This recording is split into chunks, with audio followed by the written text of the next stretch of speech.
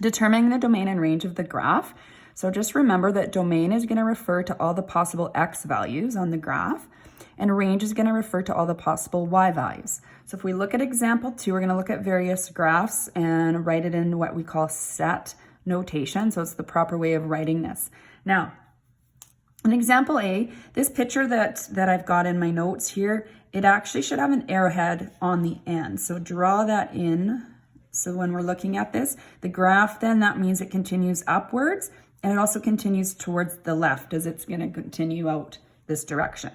So when we're looking at the domain, we're going to talk about the x values. So we're going to think of left and right. What's happening along this x-axis? So this is an endpoint. So the largest x value would be, this is 3 on the x-axis, so the largest x value would be 3.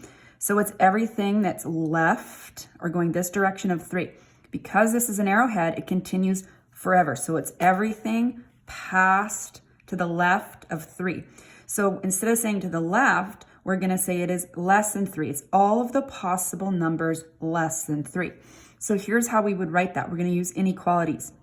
In set notation, we use these brackets. They're called braces. I usually say squiggly brackets. We're going to identify the variable we're using. So in this case, it's x. So for domain, we're going to use x. Then we put a line here saying such that.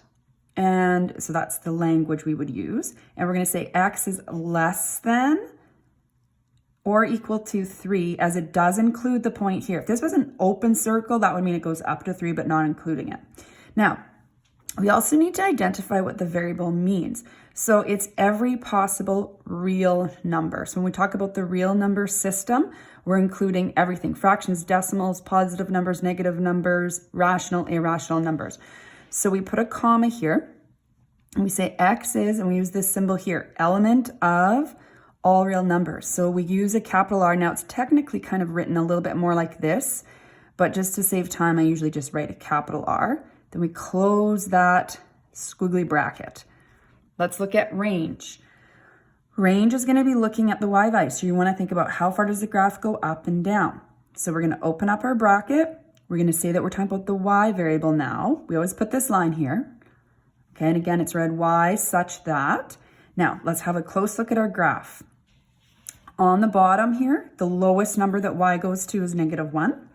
Okay, then it goes up to 8 on the right-hand side. However, on the left-hand side, it does continue past 8. So this graph goes from -1 up forever. So we say y would be everything all the y, real numbers rather, greater than -1. So we would say y is greater than or equal to -1, where y is the element of all real numbers.